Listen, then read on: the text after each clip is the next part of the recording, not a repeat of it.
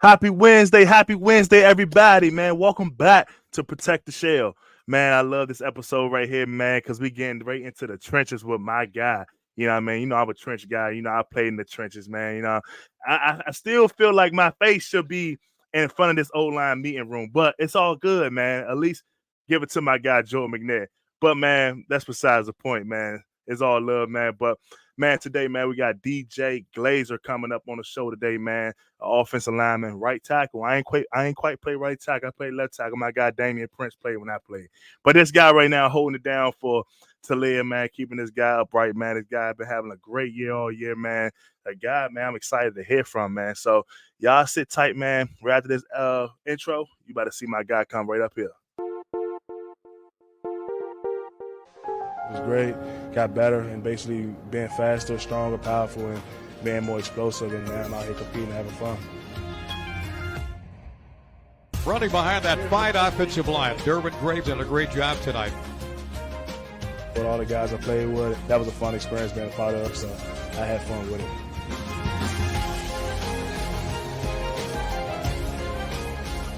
It's definitely been fun, man, so I appreciate all the coaching staff and what they've done for me. Maryland's been a great school for me. DJ, man, welcome to the show, brother. What's up, man? How you doing? Appreciate you having me. Man, I'm happy to have you, man. Like, you the guy, man. Finally, my first offensive lineman, man, to get on the show all year, man. And well, yeah, from the team currently, man, all year, man. I had Ellis McKinney early on the year, man, but he don't count. He don't play anymore. But man, first of all, man, how you feeling, man? How your body feeling? Man, I'm not feeling too bad. I'm feeling pretty good. You know, during the later part of the season, that's when you really start to feel it. So yeah, I already know, man. Legs start getting a little more stiff, man, and those times. Man, treatment, man. You say, man, I'm in treatment. I said, hey, that ain't a bad place to be because Brian gonna take good care of you, dog. He took good care of me back in 2014 when he was there the first time, man. Brian is a great, awesome guy, man. The facility y'all got is top notch, man. So there's no excuses, man, why you guys can't be great, man. And y'all got everything in front of you. So, man, we're gonna dive into a little bit of man, where you come from, man. A little bit of who DJ is, man. First of all, man, for the people that don't know, do you like to be called DJ or Delmar? Yeah, I like to go by DJ. DJ is cool, you know. So everybody can call me DJ. But I was originally born in Beaufort, South Carolina. Okay. We moved to Charlotte, North Carolina, when I was a little boy, about 2-3 years old. So started playing football when I was 4. Yeah. And then been doing it ever since. Played high school ball at West Mecklenburg in Charlotte, North Carolina. And unfortunately got 2 ACL injuries in my high school career. But, that's something I had to work through. And, everything happened for a reason. So that taught me a lot, and it helped me get for sure. Hey, for sure, man. Playing the trenches, man, is a tough position, man. And I think I had back in Maryland I don't count a broken finger as an injury, but I think I tore my labrum once in spring ball, and the year after tore my other labrum, and then my junior year tore my ACL, MCL, everything in my right knee. So hey, I know, hey, football is a tough sport, man, and still found some way to get drafted out of Maryland. You know what I mean? So. And, hey, it can happen, man. And one thing you said, man, was continue to push forward and push through it. And definitely in this game of football, you're gonna need that, dog. So, man, how was growing up, man? And you made a transition from South Carolina over to North Carolina, man, and to Charlotte, man. How was growing up in Charlotte for you? Man, it was great. It was fun. My parents told me they moved us down there, for more opportunity. Like I was saying, in South Carolina, it's small. It's not much there, so. Yeah. We moved to Charlotte, with a lot more resources, a lot more places. My parents really put us in position, to me and my siblings to where we can, explore and be great at what we do. So, it's definitely fun, meeting people who have your best interests at heart, and people who helped me grow to who I am today and get to where I am today. For sure, man. That's great, man. And that you talked about your parents, man. And I know that. I mean, when I think about inspiration growing up, man, and I will ask you this question: what inspired you to play ball? What inspired you to even want to go hard and do what you want to do? I think I know the answer. Yeah, it was my parents. Like I said, my parents, man, they, like I said, getting us out of South Carolina, getting us into Charlotte, where I have the opportunity to play on a bigger stage. That's just something. I feel like I want to pay back to them. So I'm grinding every day to do that for them. And then I guess if I would say right now, it'd be my little brother. He looks up to Yeah, me, so I'm trying to show out for him. Show him, he can play football, basketball, whatever you want to do. All you gotta do is work for it. So yeah, for that sure. would be my little brother. That's dope, man. And how old your little brother is, bro? He just turned 8 in August, so Okay, okay. I know he probably look at you like a hero, man. And so how your family like it, man? Now that you playing College Park. First of all, before we jump the gun, what brought you to Maryland, man? What made you want to come play for the Terps, man? What were some other offers you had besides the Terps? so like I said, I had the two knee injuries in high school. So when people see that, they're like, we don't know. So I had like App State, FIU, Okay, a couple of those schools, and Maryland was a Big Ten school. They said we're gonna take a chance because Locks. They said we're gonna take a chance on you, man. We don't care about no injuries. We just want smart, tough, reliable guys. for And sure. that was something I'm like, okay, they look past those injuries when a lot of other people didn't. Why Yeah, not for sure, try to show out? You know what I'm saying? for So sure. that was definitely something that brought me here. That was something that drew me closer to here. Like they're taking a chance on me. Let me go grind and work and see what happens. No, for sure, Barry. Hey, like I said, injuries is always gonna be part of the game, man. It's nothing that's it's almost inevitable. You can't all you can do is give yourself a chance by doing the small things like treatment, stretching, eating right, sleep. Those things they preach about 24/7. But I mean, football is a contact sport, bro. And things gonna happen, man. But the tough ones get through it. The tough ones find a way to fight through those things, especially if it's able to be fought. You know what I mean? If you Right. broke everything, then of course you got to sit down. But if it's a sprain, we got to figure out a way to go play through that. Man, what's one of the most memorable games or memorable moments in sports, man? Early on, I would say through high school before we got to college. Uh, through high school, I would say it was one game where I think the App State coaches were at the game, doing their scouting or whatever. For And sure. I remember I made a big play. It was like a screenplay. We was taught the club, so I clubbed somebody in the back. He went flying. Then I went out on the screen. Then I ran somebody out of bounds. And then I just saw Blindside. yeah, yeah. Then the What you App State playing? What coaches, you playing? Left tackle or right tackle? left tackle. Okay, I played okay. left tackle. Then the App State coaches, they left after that. They were like, call me after the game. So I'm like, dang. And Wow. then my head coach at the time, he came up. He said, congratulations, you got an offer. I'm like, Wow. dang, like, and that was one of the moments I was like, dang, like I just did that, and Yeah. you can see what happened. Like that's all they needed to see, Man, and that's so that was one crazy. of the most memorable So, moments. so was you a camp guy, man? Was you a guy that did a lot of camps, man, to get offers or get looks, or was you kind of like, man, I'm gonna let my film speak and just let it just roll from my film? You know what I mean? Uh, I did a couple of camps. I did a good amount of camps because uh, everybody want to, a lot of the best players are going to be at the camp, so For I sure, can go out there and definitely. show out on these one-on-ones and get these looks or whatnot. So yeah, I did a good amount of camps. Yeah. Nothing too crazy, but I definitely did them. Okay, okay. I mean, I'm just saying, man, because I lived and died by the camps, bro. The film was cool, but when you went to those camps, man, those rivals camps, those 24/7 camps, those Uh-huh. rivals top 100 challenges, or camps that was called in Atlanta, man, bro, I was there. Yeah, 'cause I Yeah. felt like, man, at the time you're gonna see Nick Bosa there. I mean, at the time it was Joey Bosa. You're gonna see Joey Bosa there. You're gonna see all those guys, man. All the guys you see on Sunday now playing. You will see all those dudes at the camp. Ruben Foster, all those dudes. So I'm like, man, I'm trying to be at this camp because that's the camp where you gonna make your money at. So that's why I always ask guys, man, like, yo, camp guy, man, I feel like camps is the way, man. That's the way to get the easiest way to get scholarships because it's so much.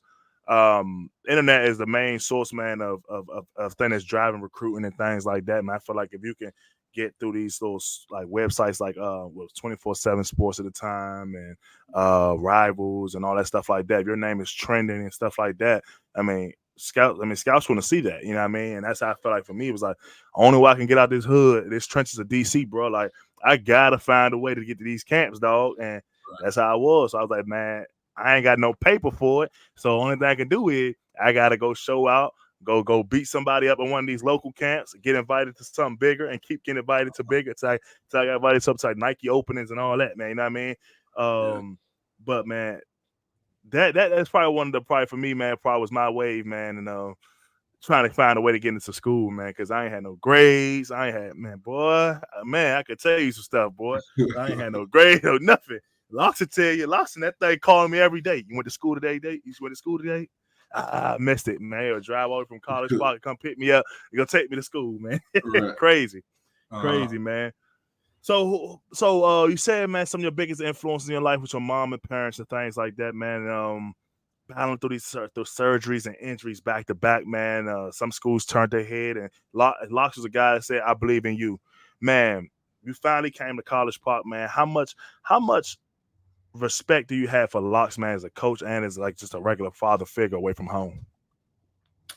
Oh man, definitely a lot of respect. Like the first thing he'll tell you is like, I'm not just here to teach y'all how to play football. I'm here to teach y'all how to be men. Like I feel like that's needed today. Like you don't just need a coach that's gonna try to drill you and just with football in your head. Like you need somebody who can tell you like, hey man, like nah, that's not what we need to do. We need to do this. Like one day you're gonna be a father, one day you're gonna be a husband. Like somebody looking up to you. So like the football part is big, but he also harps on like I'm trying to teach y'all how to be more than a football player. I'm trying to teach y'all how to be a man. And then the football piece is there. Like he knows the game in and out. So just listening to him, he can tell you like just little things that you might need to hear that help you improve. So definitely a lot of respect for him both ways. Just listening to him, gaining knowledge and information. No, for sure, man. Locks is definitely a father figure, man. He gonna irritate you sometimes, but I'm telling you, he gonna be in practice. He gonna ride you. You get up aside. He gonna be calling your name, screaming like, "What's up, dog?" Like, wait, what you doing, dog? Like, he gonna hit you with that. You know what I mean? But overall, man, I think Locks probably has been one of the most influential coaches for us on a professional setting. I would say professional setting, man, starting with college, because you're gonna have those high school coaches that you connect with a little different from college, because those guys are not getting paid to coach. Those guys work at a school, they're getting paid from school to school district. But these guys get paid salary to coach you guys in college. So it's more of a business. Like if they don't coach and win, they get fired. So it's like the relationship is more based on what you can do for me. You know what I mean? But Locks never gave me that feeling when I was, at least when I was there, or like is listening to you speak, he never gave you that feeling either as well. Like, oh, this is about a check. Like I'm just trying to win. But he always tried to preach what it is to be a man, what it is, like those morals, those things you need to do as a man to be a successful man in life and a football player. And Locks, like I said, Locks has always been a great individual. Funny story about Locks, man. I think I was failing, man. I think I was failing one of my classes at Maryland. I was on academic probation, bro. Like, and I just moved from the varsity in the View all the way up the street, passed by Buffalo Wild Wings, all the way up Route 1 going towards Laurel. And I moved in with my old lady at the time, my old lady, my baby mama now. Moved me and her moved in together, man. I'm on some big boy status, bro, but my grades is under 2.0. Man, this dude Locks, man, how much I thought it was some wild stuff for him to do, but this to show how much Locks care about his players and want to be successful. He DM'd my baby mama at the time and say, hey, your boy is failing. He has under 2.0. We're getting ready for a bowl game. This dude don't fix his grades. He will not be eligible to play in the bowl game. And I'm just like, bro, you could have just told me that, bro. Like, this first of all is embarrassing, bro. You did DM my lady about this, man. And at the time, DM my lady about this, man. You could have just told me that, bro. But he tried to go the extra mile to figure out a way, to plan, to figure out how I could get some help, because I'm not going to class. The class checkers there. I don't care about the 6 a.m. workouts. I'm a kilos. You know what I mean? I'm like, no, you know what I mean? I went off the chain. It was just like, as a college guy, man, sometimes you be stuck in your ways.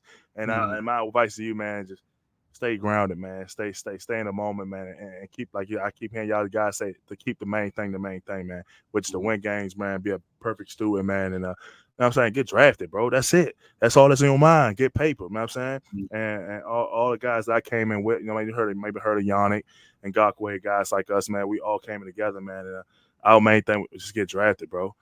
Do our thing, get drafted, bro. And so sometimes class used to slip my mind, bro. And like all I cared about was getting drafted, bro. Make sure I see it on the field, bro, and everything else take care of itself. But it was the opposite, man. Like I would dead wrong in class, bro. Like dead wrong, bro. Dead wrong. But that's crazy. That's a quick story, man. That boy Locks will do anything, man, to make sure that his guys get right. So now, man, first of all, how's your family like in the transition from I want to say the transition because your parents and stuff still live in North Carolina? Yeah, they're still there. So how they like an environment, man, when they come up to College Pop, man, come up to Route 1, man, and come see you play, man, and the environment, man, the fans, y'all coming out the shell. Like how do they like it, man? Oh man, they love it, man. They go to the little pre-tailgate with all the parents and stuff before the game. You know, they made their connections and whatnot. Oh wow, they come to every game, so man, they love it, man. They feel like, you know, this was the best choice, the best place. You know, they love the atmosphere, you know, meeting new people, new parents, and, you know, just coming up to watch the game. So, you know, it's nothing but positive feedback for them. They love coming up here. Like I said, they come to every game, so that should tell you right there. Yeah, definitely. We won't move into the next part of this, man. That's definitely dope that your parents, man, love that, man. The next part we're gonna talk about just being inside the new building, man. Was you able to experience the old building, Gossett? I think was maybe Gossett for 1 year. For 1 year. 1 year. 1 year. Man, how was Gossett, man? That locker room downstairs, man. How was that? Man, some old memories in there. Yeah, you know, it's definitely older. Like, you know, comparing it to where we at now, you know, you can see the difference. Yeah, man. Yeah, you know, like the wooden lockers and whatnot. Man, we had the wooden lockers, bro. The wooden locker, and it was even worse than that when I first came to school, like 2013. It was even worse than that, bro. Like they had just built those wooden lockers. We thought that was lit, bro. Like, what? Then they built the little cubbies with our name in it. We could pull the thing out. I have my workout shoes. Like, oh, we lit. And then we see what you got, and I'm like, we ain't nowhere yet, bro. The boys had it all, man. But yeah, man, I was like, want to know, man, what's how you feel about, man, just seeing the evolution of Maryland program, man, and you probably see a lot of recruits coming through, a lot of recruits considering that. What are some people tell the recruits, man, if you had the opportunity to tell any recruit that's considering Maryland, man, one thing about the program? You know, I would tell them, like, you know, people are taking it serious. Like, they're building this building. You know, you got plenty of resources. You know, so now it's just about, you know, putting in the work to compete with, you know, the top guys. You know, the Georgias, the Penn State, Ohio States, the Michigan. So, you know, just telling them, like, you know, we can build something special here. We have, you know, all the resources, all the people to help you be successful. So, you know, why not Maryland? Yeah, for sure. Why not? Yeah, that's a big word. Why not? Why not us? And that's one thing my O-line coaches say. His name was Dave Borbley. He's always say, "Why not us? Why not us?" And he's one of the old O-line coaches that came in. We went through 5 O-line coaches, by the way, when I was there. And he's always to say, "Why not us, fellas? Why not us?" And I remember Ellis McKinney, he'd be busting out laughing because he had like some type of stuff with his eyes. I think it was called glaucoma or something like with his eyes. His eyes stay red and watery all the time, and it looked like he's crying. He could barely see a little bit, and he's always just be saying, "Why not us?"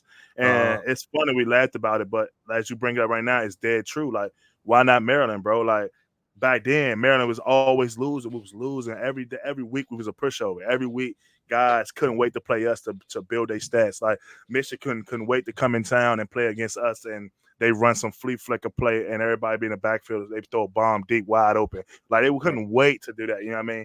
When I was there with Sean Gurry and those guys, they couldn't wait to do that, man. They couldn't wait to get a sack on Tyrell Pigram or whoever was back there at quarterback. They couldn't wait because they felt like Maryland was a pushover. And every year used to always be almost kind of how we talk about the Washington Redskins or what do they call the Commanders now? Every year, like, oh, this the year the Skins gonna do good. This the year the Skins gonna be great. This Commanders gonna be good this year. And every year end up going being trash. You know what I mean? And it's like, well, this the year Maryland's gonna be good. And every year, and I was there, we end up being trash. And it was like, well, what do we got to do to be better? You know what I mean? And finally seeing you guys progress, man, and take the right steps, man, and starting out 5-0, that was a huge accomplishment, man. Y'all. I don't think Maryland ever started out that since 2001, man. That's a crazy stat, man. It's started out 2001. Yes, I had some bumps right now. Y'all had some bumps, but that's part of football, ups and downs, man. And y'all found a way to get a victory last week. But before we get to that, man, we're going to talk about Kevin Glover. KG in the building, right? Yeah. KG is a pivotal guy, man. I think KG is a guy that played the game at the highest level, man. How do you utilize KG, or have you ever utilized KG in a way that you can use his football knowledge to help you improve your game? Yeah, definitely. Like I said, KG, ton of football knowledge. Came through Maryland, got drafted, played with the Lions. Bird. Like KG he's a guy that he's gonna sit back. He's not really gonna say much, but like if he's talking, people are gonna listen. Like people gonna listen and take what he's saying seriously. So like, it's something as little as like he's been to the NFL, right? So he's like, hey, like, why y'all stop running off the field early right there? Like, just those little things like that's gonna help you when you get to the next level. Or like, hey, you gotta, come off the ball this way or whatnot. So definitely, listening to KG whenever he says something, like I said, he's not gonna say too much, but when he talks, guys listen, guys take it seriously. And he definitely helped people improve. So yeah, man, KG one of the old heads, man. But he was there when I think he had just got back over to the football side, and he's been a guy, man, that's just one of those smooth criminals, man. He'll walk through that thing, he don't say too much, and he just observe, man. He gonna handle the scouts, he gonna talk to the pro guys and stuff like that when you come through there, and he gonna deliver the message, man. You always want to try to, what I'm saying, keep you in the loop of what people thinking of you and things like that for scouting and everything. But most importantly, man, he has knowledge of the game, man, to help you fundamentally get sound mentally and things like that. He can't step on the offensive line coach toes and start to coach you out there because he had to be his role, which he's been hired for, is player development. But at the end of the day, he always can give you tidbits, man, especially if you want it. But KG, man, is a pivotal guy. I just want to know exactly, like, do you utilize him? Is he a guys walk past every day? What up, KG? You know what I'm saying? You see him in his little vest and his big blue jeans and his Under Armour shoes on, popping his gum, whoever the case may be. And it's KG, you know what I mean? Right, But 100%. yeah, fact. Man, we're gonna get into last week's game, man. We're gonna talk a little bit about Nebraska. Man, what a crazy game, man. Well, I gotta say, what an up and down game that was, man. I know it had to be crazy actually to be in Lincoln Memorial Stadium at that time, man, and dealing with the ups and downs, the two quarterback changes, Sam's coming to games, and the other quarterback coming to games. Like, bro, what are y'all gonna play with, bro? Well, pick one, bro, so we can adjust, bro. Like, you know what I mean? But man, talk a little bit about that game, man. How do you feel offensively? Y'all did that game? I feel like we started out a little slower than we wanted to. We really wanted to come in and I guess say establish the run. That didn't really happen early like we wanted it to, so we kind of had to go through the air. But in the second half we started picking up the run more. I think we had 0 at halftime. 0 rushing yards at halftime, ended up with like 105. So, it was, I guess it's not disappointing to say, but, imagine if we played the second half how we played the first half. Could have had 250 on the ground, So, yeah, for sure. Just trying to clean up that execution piece. For sure. Man, DJ, I got to ask you, why do you think why do you think y'all as a team continue to like most of the year, I would say, besides one game I could think of, majority of the whole season, what's this coming up to be 7 games coming up? So for the majority of the season, y'all started out super slow. Why do you think that? Besides Ohio State, the only game y'all came out swinging first play. Besides that game, all the rest of the games y'all came out pretty slow. Why is that? I just think it's a thing where like sometimes you're going, ready to like let's go. Sometimes you're going trying to kind of feel your way around, like your opponent, who you're playing, but like you're not sure exactly what they're going to do when you get out there. Mm-hmm.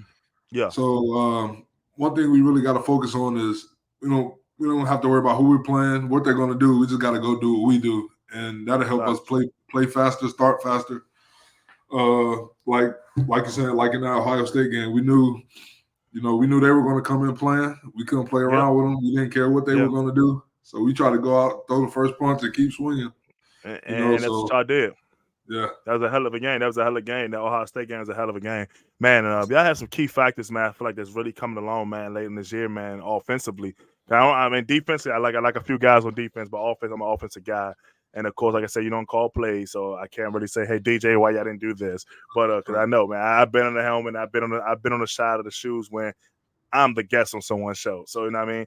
So my thing I would say is, man, y'all had a lot of guys coming up and making big plays as of late. You know what I mean? Guys that was inconsistent early in the year on paper, drop balls and things like that. Caden Prather. That guy right there is becoming one of my favorite players on the offense, man. And the reason why I say that because he showed flashes all year. And I had Ellis McKinney come on early in the year. He's like, I like Prather, man, but my favorite guy to go to would be Corey Dyches. And I was like, yeah, I do like Dyches a lot, man. On third down, we hit the ball to Dyches. But I said something about number one. He don't win number one for a reason. We win number one for a reason, man. Everybody win number one have something about them. Right. The guys that I played with number one was Steph Diggs, then DJ Moore. And all those guys was, I'm not saying Prather is nowhere near on the level of those two guys for what, but he is emerging to be something special, man, with those late game catches he doing. That third down catch, man, he caught, man, oh my gosh. I mean, it was unbelievable, bro. Like, I was like, that should have been on top 10.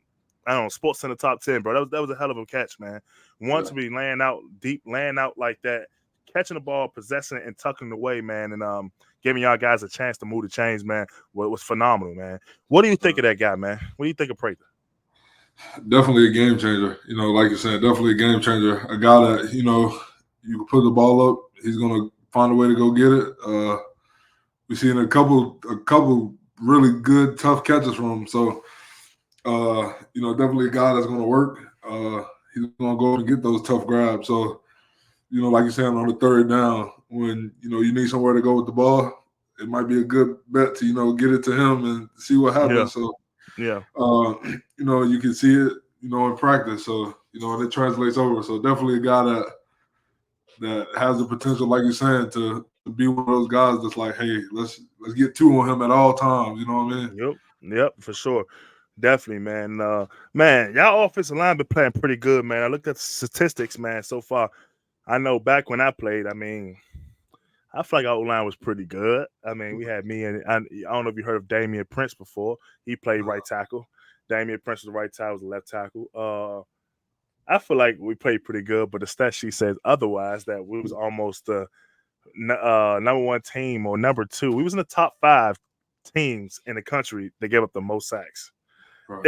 It was horrible. You know what I mean?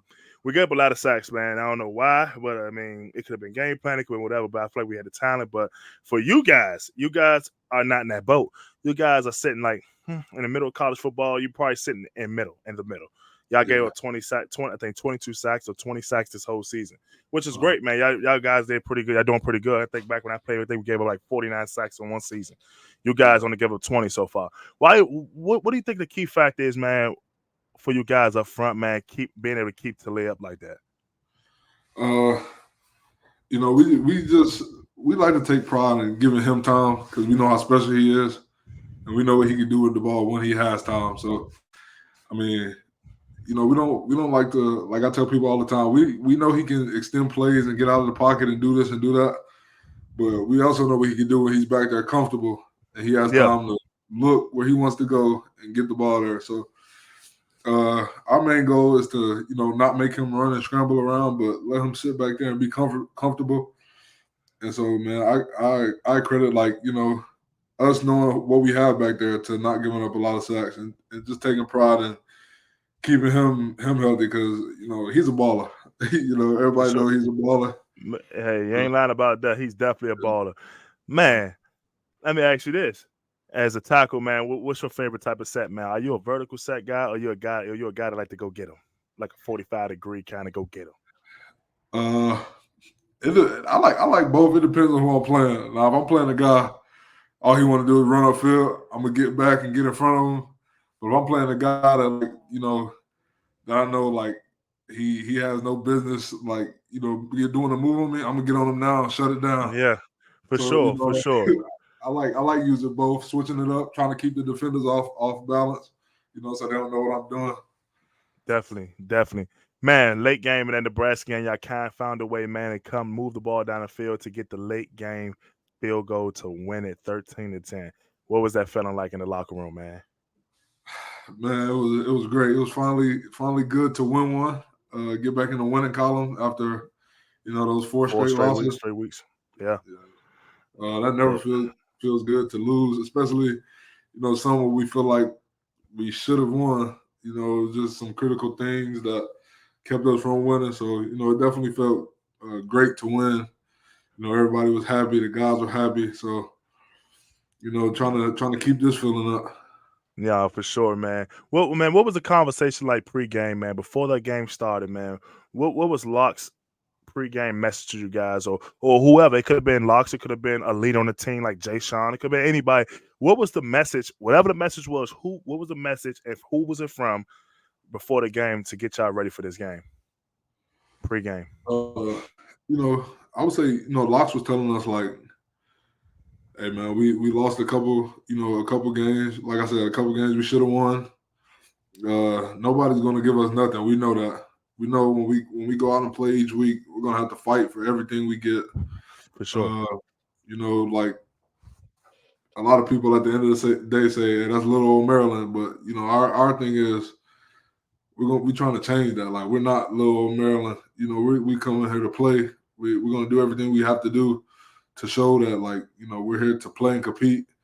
And that game was one, like, we have to attack the details and attack the basics. Like, a lot of people, they wait for us to make a mistake, and like, we got to fix that. Like, if we take away some of the mistakes and turnovers and penalties we have, then a lot of those games we win. You know what I mean? You spoke a big point about turnovers, man. And as of late, man, I wouldn't say as of late, man, one consistent trend I've seen watching the games all year, man, and has been the crazy amount of balls that's been on the ground. Not drop balls, but fumbles. Right. From Preta is a huge victim of that. Huge offender of that. I mean, offender. Yeah, he's a huge offender of that, man. He's always dropping the ball. He's always putting the ball on the ground. He makes a lot of great moves, and the ball and hits the ground. And I would say he's the main guy that puts it on the ground. But everybody has dropped the ball and put it on the ground this year. Man, why do you feel like do y'all work enough ball security during the week? Are they doing the quarterbacks in the exchange 15 minutes before practice starts? Like, what is that type of? You know what I'm saying, how's that been operated, man, during the week, man, to prevent all these fumbles, man? Because y'all fumbling the ball every week. Yeah, it's definitely something that worked on and emphasized. But like I said, when you have guys that are playmakers, they want to make a play. They're gonna do everything they can to make a play and help the team. Sometimes, like, things like that happens. We try to, work it and drill it to eliminate it from happening. But, at the end of the day, you can't stop a playmaker from trying to make those plays. And, sometimes that's the unfortunate things that come with it. Yep. But, just trying to crack down on that and focus on that. Have everybody run into the ball. So, in the case that does happen, which we hope it doesn't again, we have a good chance of recovering it. So, we definitely drill it, but playmakers, step up and make plays, and that's sometimes the outcomes of trying to help your team out. Yeah, makes sense, man. Like I said, man, you hit on a good point, man. And playmakers gonna always try to make plays, man. I know they always say, man. I know a lot of coaches always tell their skill players, man, don't reach out for the pylon when you're about to score unless it's the end of the game, end of the half, or like you just gotta have it. If you have the opportunity to play another down, don't reach the ball out, man. Just play the next down, because that's a potential fumble or ball going to the back of the end zone. All this type of stuff that could happen, man. It could be prevented if we just play smart football. And I feel like, man, you guys are playing smart football. It's just unnecessary, man. Just not, you know what I'm saying, being detailed on the clawing the ball, man. I heard that talk about that last week on college football game day about clawing the ball, man. Guys are literally, these running backs are being taught to really claw it, man, and tuck it tight to their ribs, man. And when they get the ball, to put it away, man. Don't just keep it out front for the defender to poke it back out. And man, I'm pretty sure they're teaching all that during the week, man. But I realized that has been a trend, man, a pattern every week, man. The balls keep hitting the ground, man. For you guys, man, yeah, that was a great feeling, man. What was the message outside of the after the game, post game, from Locks or later on the team? What was the message like post game after y'all get that big victory? Shout out to the kicker, man, making that amazing kick, man, to give y'all the opportunity to even win that game. For sure, definitely. So the message was like, congratulations on the win. Of course, it's not easy to win. especially on the road. But there was a lot of things that we can work on, a lot of things that we can clean up, and just going into next week, the execution has to be better. I mean, you get away with some stuff, but playing the number 2 team in the country, not gonna get away with some turnovers or some missed assignments or some missed tackles, missed blocks. So definitely, the message was congratulations on the hard fought win, but we're gonna get in this week, clean up some things, work on the fundamentals, and try to be a lot sharper going into the game this week. Yeah, man. And now we better get into our last segment, man, talking about the game this week, man. And it's a game, man, that means a lot, man, because of simple fact it's the next one, and also because it's just Michigan, man. It's something about those guys, man, that they just feel like they so superior to everyone in the Big Ten and college football. They feel like they don't do no wrong. No one can beat us. We could turn the ball over 100 times. We still gonna win. It just feel like they like. I rarely curse my podcast, but they act like they shit don't stink. You know what I mean? And it's like y'all can be beat, bro. Y'all can be beat. Y'all been beat before. Y'all can be beat again. And I think we beat Michigan back last time I've ever beat Michigan. We only beat them one time my year there, and I think it was 2014. We went to the big house, beat them on the road. We were all white that year with the shell pride, those all white shell helmets with the pride flag on it, but it was all white everything. And we ran the ball down their throat fourth quarter to win it, bro. I'm talking about we ran the locker room at that time and celebrated like no other, bro, because it was a big deal to beat Michigan then, bro. And that's when they had like Devin Gardner, which is coming on my podcast for my Friday show. Devin Gardner, he's actually he used to play quarterback for Michigan, so it's about to be a battle on my show on Friday. Y'all gonna be able to tune in, listen to that. You know what I'm saying? Devin Gardner played then. Now he's a Fox analyst, so he does broadcasting, Fox analyst work. He covers games. He actually covered a couple of y'all games earlier this year. Me and him talked about it when he was in College Park. I think he covered the IU game and the Virginia game. He covered the Virginia game when y'all played Virginia. And we talked about that. But, yeah, he comes on, man. So we better have our little debate about the Michigan and Maryland thing here. But, man, that was a great feeling, man. And for me, man, that's probably one of the big – that when I asked that question earlier about what was your biggest memorable moment, man, in football, man, that was probably my biggest memorable moment. Besides getting drafted on draft day, getting that call was probably the biggest memorable moment. It was probably – yeah, beat Michigan in their house, bro, because we had no chance, bro. It was just us, bro. We was losing. We always been losing. It was like, when it's going to be us, bro. We was under Randy Edsel at the time. Locks the offensive coordinator, wasn't the head coach. And it was just like, bro, why not us, bro? Why we can't beat Michigan? We went on the road, and we did that. We beat them right then and there, bro, and we was able to say we beat Michigan. That's something I'm always going to say, bro. I beat y'all before, bro. I beat y'all before, bro. Like, I don't care. Ted Lewan, I beat you guys, and I played with Ted Lewan when I was in Tennessee with the Titans. We was always talking Maryland guys, bro. Y'all suck, bro. Like y'all the worst player. Man, y'all shouldn't even be in our conference, bro. Like what? I'm like, what, bro? We beat y'all, bro. Like we beat y'all 1 year. The rest of the years, yeah, it's not a lot to talk about. You know what I mean? It's not a lot to talk about. But man, I'm gonna keep my head high on that one win. You know what I mean? I'm one of those guys. But all jokes aside, man, it's a big game this week, man, and I think it's pivotal, man, that it starts in the trenches. Man, what is your mindset like coming into this game, man? I'm pretty sure you saw Michigan for 2 years now. You saw Michigan. It's your third time seeing them now. Man, like, what is your mindset this third time I go around, man, as far as the way you look at this team, the way you want to approach this team, your matchup? Like, what is your mindset like? The mindset is we know it's going to be a dogfight. We know it's not going to be easy by any means. We know it's going to be a grinder game, but we feel like if we come in and execute how we know we can, how we kind of were early in the season, if we come out, do that, execute, like I said earlier, not worry about who's in front of us, what they're going to do, just go out and play our ball, play with our rules and our techniques. We feel like we know we have a great chance of doing something really special. You said, I'm one of those guys who've been here, who I can't say I'll be Michigan yet, and I really want to. So, I feel like y'all beat a lot of people that I can't say I beat, so it's all good. Right. But we definitely feel like we have a chance to do so. Like a lot of the outside noise, we know that doesn't matter. The only people that really believe in us are the people who witnessing the work and the people putting in the work. And a lot of other people they're gonna be with Michigan, but we know that the work we put in this week, what we do every day, how we prepare, how we eat, sleep, all that is gonna go play a factor in this game. And I feel like everybody is on the same page as me. Is like, let's take this serious. This is the biggest game right now because it's the next one. So we're gonna go out and try to execute. Do everything. It's not gonna be perfect, but do everything as perfect as possible to try to come out with the win. 100%. And I can tell you right now, bro, I don't know. I haven't watched Michigan game plan. Don't know nothing about Michigan, bro. I guarantee I will literally bet my life depending on this, bro. They're going to do a fake punt.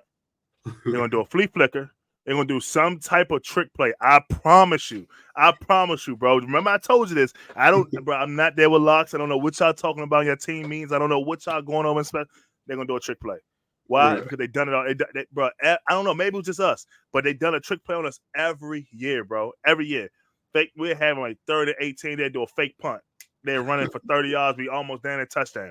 You know what I mean? Right. Or they do a flea flicker. And I'm saying 3rd down. They think about just run the ball. They flea flicker, throw it down, deep ball, touchdown. It's always a trick play, bro. Like reverses, bro. Like I promise you. A trick play is coming, bro. I promise you. I promise you, bro. That's just Michigan, bro. They just low down like that, bro. They're low down like that, bro. Like they're just not gonna punt the ball off easy, bro. Like they're gonna do some type fancy trickery, like bro. I promise you, bro. But man. I mean, yeah, you have 2 good defensive ends, man. They got Stewart and Harold, man. Harold, I think his name is Harold and Stewart. Man, which one we playing left defense, man? Which one would be over top of you, Harold or Stewart?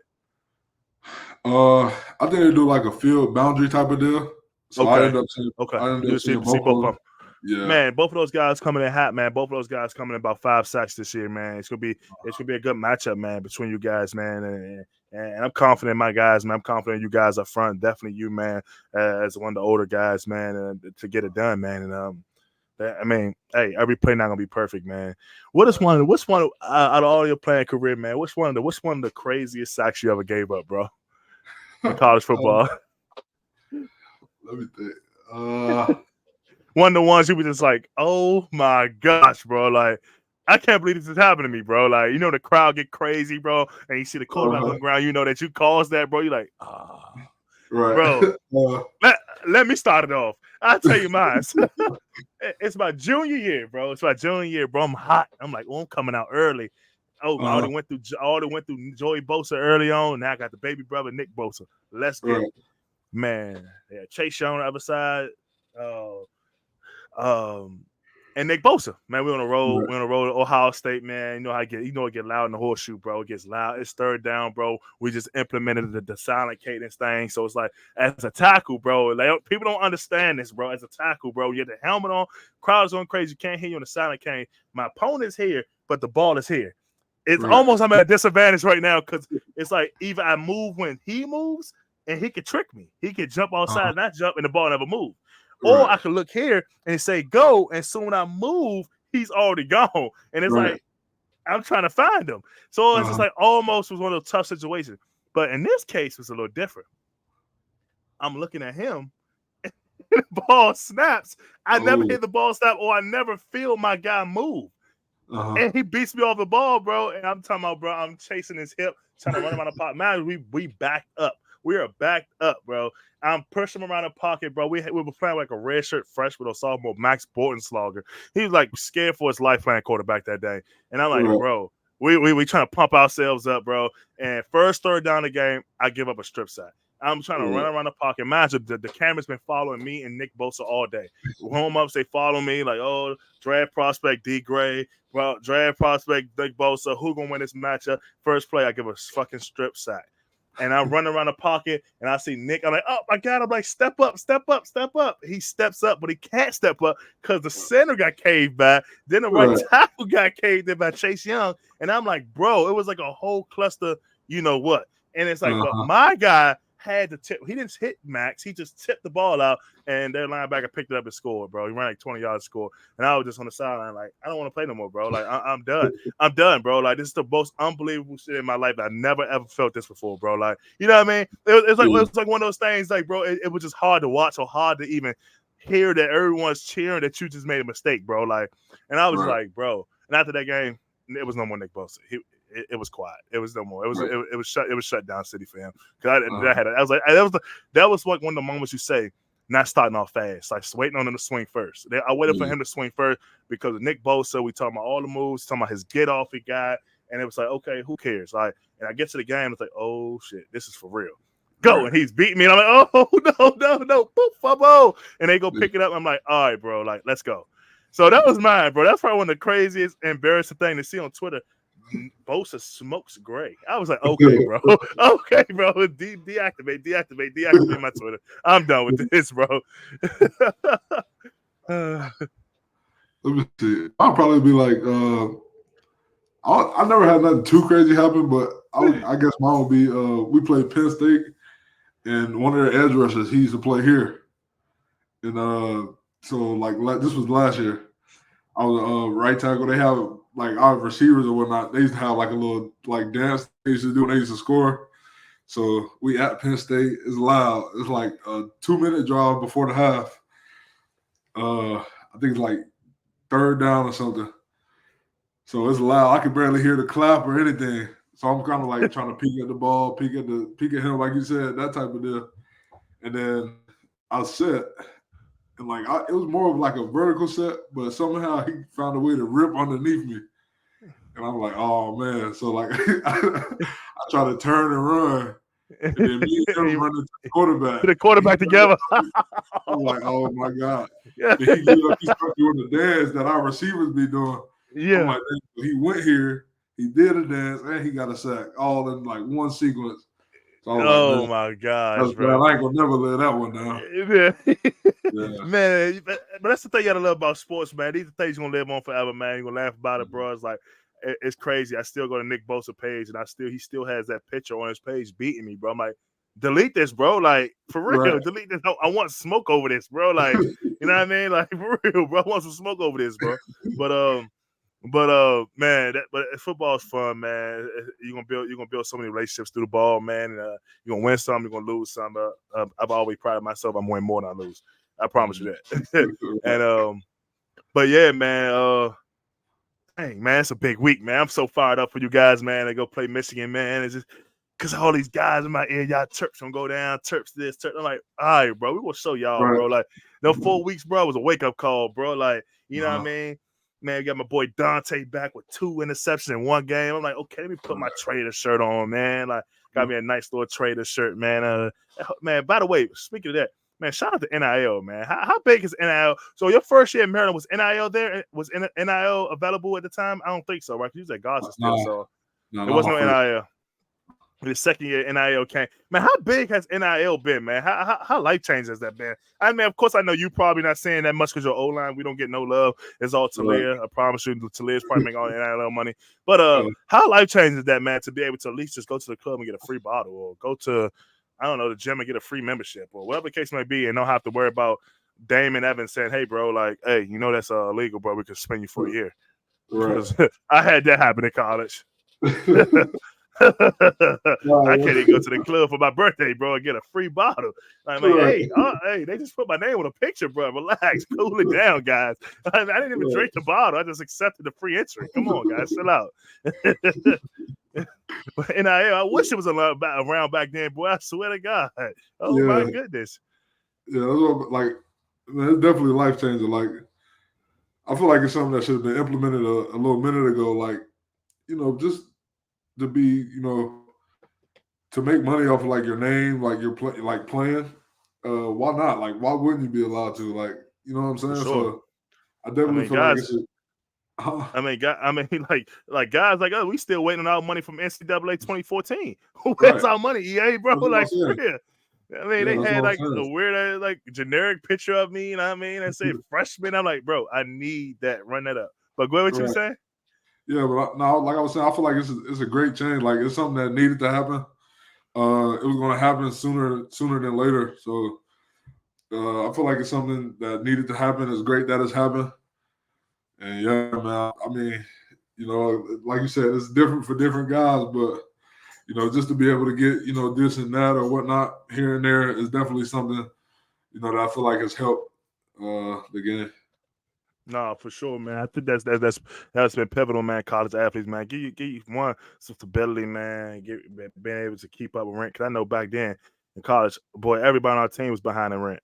At the View and Varsity, bro, I promise you, I don't understand how they don't have another building that's connected to it, like Varsity times two. How much money they made them back up rent, bro. I'm talking about, bro. People going to court.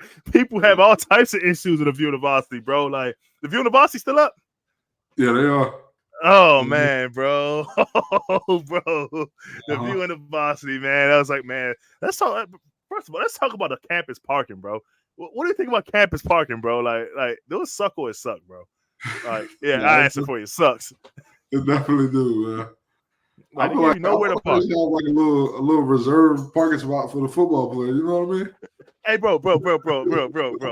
Now that Gossett is gone, bro, you had experienced it 1 year. I don't know if you had a car your freshman year, but I had to sit up for this one. And by the way, that's you back there. But bro, I had to sit up, bro, for this, bro. Bro, do you remember that parking lot of Gossett, bro, at the bottom? You had to come through the Stamp Student Union, get your little food before practice, come down the hill, walk, bro. Imagine your car might be parked all the way on the north side somewhere or on the south side campus somewhere ducked off just not to get a parking ticket. Right. You had to travel all the way across the campus just to come to practice, be sore leaving practice, to go all the way around, go all the way to the opposite side just for the coaches to walk out and walk right into their car. And they ain't done nothing all day.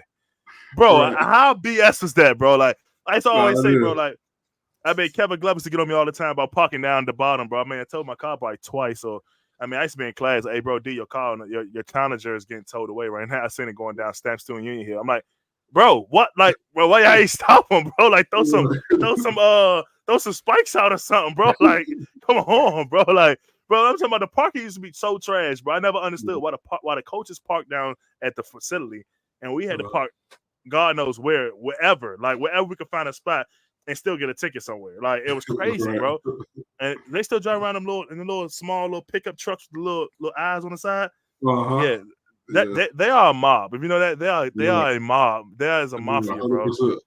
They are out to get tickets, bro, and they're gonna pound your joint if you have 20 or more outstanding tickets. I was a victim of that. They want to put you on automatic toll list every time they see. If you pay the meter, they still gonna take it, bro. I couldn't even go to Stamp Student Union and get some food, bro. Chick-fil-A, you know how long Chick-fil-A get crazy around 12 o'clock when everybody get that 1 o'clock cat. Everybody's trying to chill for an hour, mingle, chill, blah, blah, blah. And before you know it, my car is on the way down to the impoundment again. I'm like, bro, I'm just trying to get some fries, my guy. I'm just trying to get some fries. I'm like, chill, bro. Like, I wouldn't go to class anyway, but chill. Bro. Man, Maryland was a great time, bro. Maryland was so fun, man. It was fun, dog. You at that redshirt junior year, man. And that was so funny because you at the year where it was kind of crucial for me. I was at the same time of redshirt junior year, basically the year. It was a lot weighing on my shoulders, man. It was a lot weighing on your shoulders probably because, let's be real, let's call it what it is. You had the opportunity to leave if you want. You know what I mean? You have the opportunity to move on and go play professional football after this if you choose. You know what I mean? But of course, you know what I'm saying? It's about being smart, making the right decision. Right now, where's your head at right now, man? I seen one of you guys, what's his name? Chambers. Chambers, man, declared early, man. He's already put his foot in. I'm out. I'm gonna support you guys, but I'm about to get my body. I've read his little message, getting his body mental together, and get ready to go be a professional. So, man, my question is, where's your mind at, man? As a redshirt junior with the opportunity to leave, no, you don't have to leave. No, I mean, hey, my thing is, if you ain't got like Kevin Glover's gonna tell you this too, if you ain't got a first or second round grade or even a third round grade, go back to school. So where's your mind at right now as far as this opportunity? Because you have guys that I know personally, I would say that after you talk about yours, that didn't give a damn either where it went. And he's on Sundays right now playing. And everyone laughed at him about it. Right. But definitely, like you said, just trying to, ball out for these last couple of games. Talk to people, see what's being said, and then just trying to really, I guess, talk with my family and see, how to handle it from there. So, Yep. Definitely not trying to rush, trying to take my time, just ball out these last couple of games and then see what happens. Yeah. No, for sure, man. I think that's most important, man, is focus on ball. The rest gonna come, man. The rest of it's gonna come, man, as far as the agents and all that. I don't know if you have an agent now, but hey, it's crazy. You can have an agent now in college. It's fucking wild to me, bro. It's freaking wild. I never cuss, but damn, I get fired up by my old lineman coming on, man. And you can have an agent right now, bro. Like that's unheard of, bro. But NIL, man, it's changed the game, bro. You can have whatever you want, bro. You can have $1 million guy in your corner doing whatever he wants for you, bro. Like it's crazy, man. Because I think I saw like Shador Sanders, like his car had a boot on it, but it's a Rolls Royce. I'm like, like, bro, that looks crazy, bro. Like, you know what I mean? Like football has changed, bro. Like it's changed drastically. You know what I mean? But back to the story, I said it was a guy, man, named J.C. Jackson. Man, I take my head off to this guy, man. My dog, man, bro. I'm gonna have him on the show one of these games before the season ends. Man, a guy that didn't give two effing nothing about what people thought, man. I remember this true story with the academic center, man. I don't know if it was Aaron or who it was, man, at the time back then, man. We were sitting in there, man, and I was like, man, let me get my grade back, put my little grade sheet in. She's like, am I come back? I think DJ put his in, Darnell Savage put his in, and JC was like, I ain't put mine in. I ain't put mine in because man, I don't care. I got a jet on the way. He from Florida. He said I got a jet on the way, and I'm going to go take somebody's spot, and I'm about to be a star. They don't even matter if I get drafted or not. And everybody was like, bro, all right, bro, I hate you, bro. And he did exactly that. He got undrafted, picked up by the Patriots, and took someone's spot. And him and Stephon Gilmore was a bookend corners. Those guys played all year, and eventually he played so well that Stephon Gilmore out, and now he was a primary guy. You know what I mean? But that's a prime example, man, of a guy that, man, just betted on himself, man. And I would say that for you, man. I mean, you're going to have a lot of people in your ear.